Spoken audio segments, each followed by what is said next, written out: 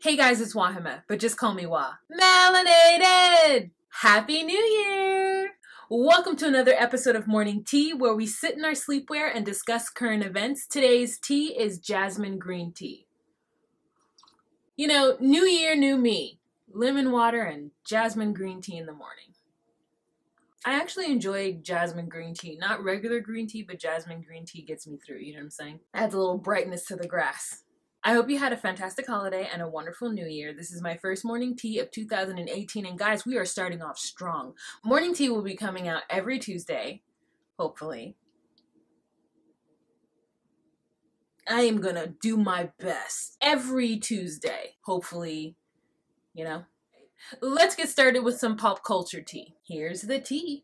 Sunday night was the 75th Annual Golden Globes Awards presented to Hollywood by the Foreign Press. For those of you who do not know, the Foreign Press is a body of journalists and photographers and media persons who work for non-American publications but talk about American media and American arts. They hold an award show called the Golden Globes where they honor American television and cinema. Every year they give out a Lifetime Achievement Award known as the Cecil B. DeMille Award, and this year it was awarded to none other than the Queen of Black People, Oprah Winfrey. So what was special about this award ceremony is that the word went out that everyone attending this award ceremony should be wearing black. So, I mean, the stars came out in black, and they were wearing black in solidarity with a group called Time's Up. So Time's Up is a nonprofit organization that helps people in the industry with their legal fees and legal battles and legal troubles when coming forward with sexual assault, harassment, or inequality of pay in the workplace. So in solidarity with that, many actors and actresses came to the Golden Globes dressed in all black. Now, there were definitely some standouts. This one Barbara somebody decided that she wasn't going to wear all black. So going back to Oprah, when Oprah was presented with her award by Reese Witherspoon, she made an amazing speech. Oprah talked about being a little girl in 1964 and the feeling she felt when she watched Sidney Poitier win the Academy Award for Lilies of the Field. She spoke about Reese Taylor, who suffered an incredible injustice, being raped by 6 white men who were never brought to justice, and Rosa Parks being the young NAACP member who did all that she could to help her. Oprah also talked about women who have suffered workplace harassment, discrimination, simply based on being a woman, and the bravery to come forward now and to talk about these issues so we can take these things that have been underneath the rock and swept underneath the rug and bring them to the light. It was a very inspirational speech, and now people are calling for Oprah to run for president. Now, I don't know if a great speech makes a president, but you know, one never knows in these times.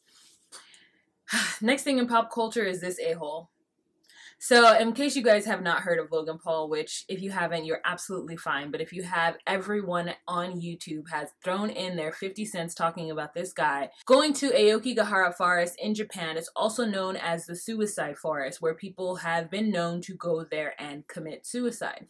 So him and his crew of entitled white people decided that they were going to go to Japan, and whilst in Japan, they were going to go to this forest, and they were going to go to the haunted forest or whatever. While they were there, they happened upon a person who had recently committed suicide. And the nonsense that ensued after that was just so deplorable and degrading and dishonorable that I honestly don't know what else to say about it. He then took this footage, edited it with an intro and an outro. The intro talking about this is the craziest thing anyone will ever see on YouTube ever. The outro talking about how suicide is not a joke, and if you need help, he's there for you and here's a hotline. But in between is his unfiltered reaction to this. And here's my thing. I don't necessarily judge his reaction. I judge the fact that he filmed his reaction, then saw the footage, and went through the editing process and still decided to upload that footage. Like him not being able to see that regardless of if those were his true feelings and how authentic they were super inappropriate and super disrespectful.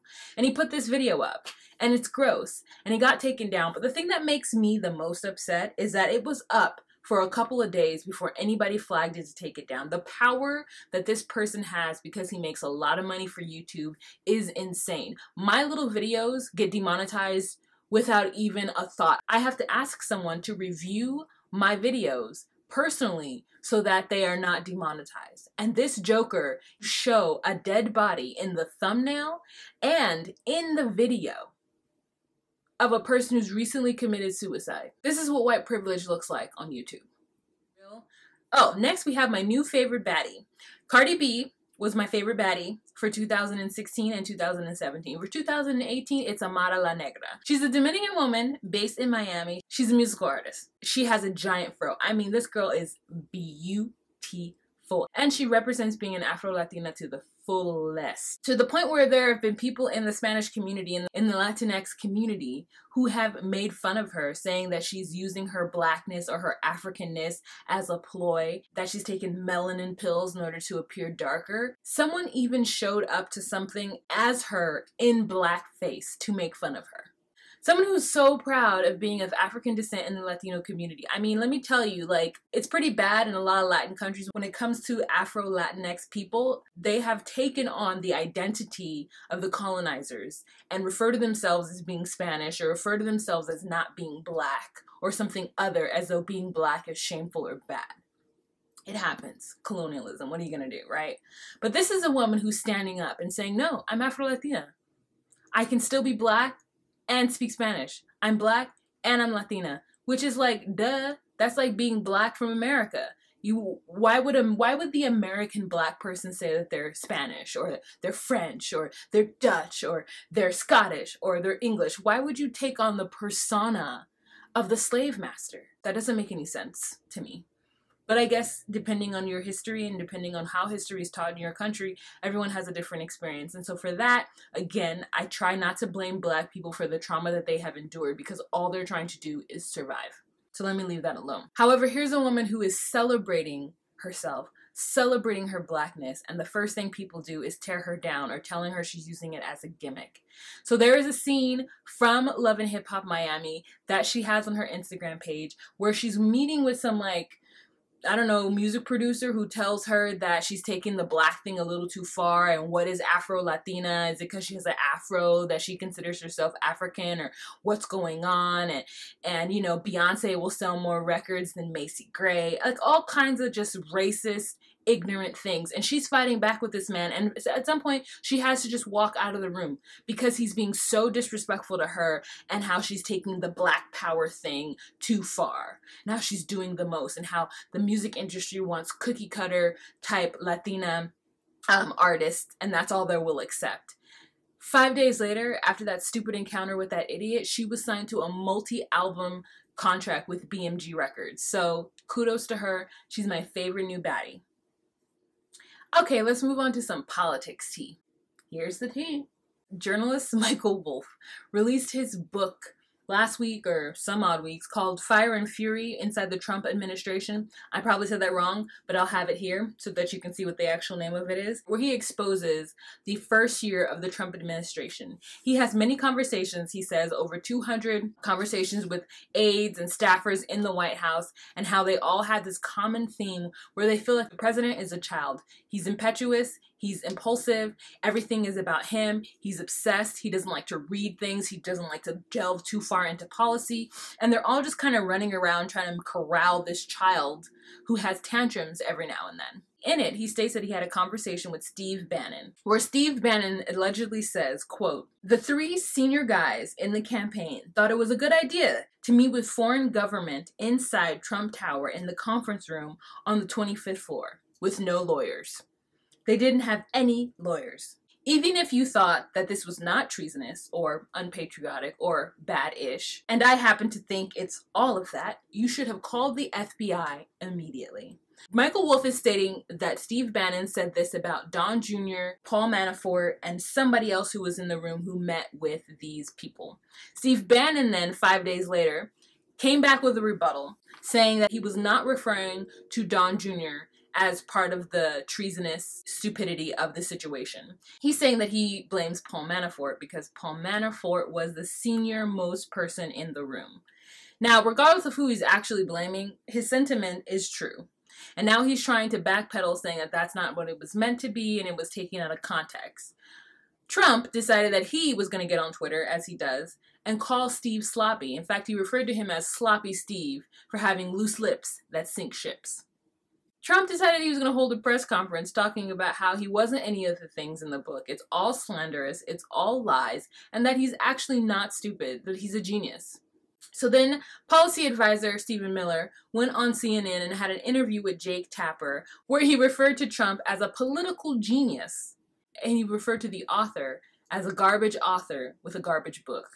Way to hit back, Stephen. Way to hit back. Let's move on to some domestic tea. Here's the tea.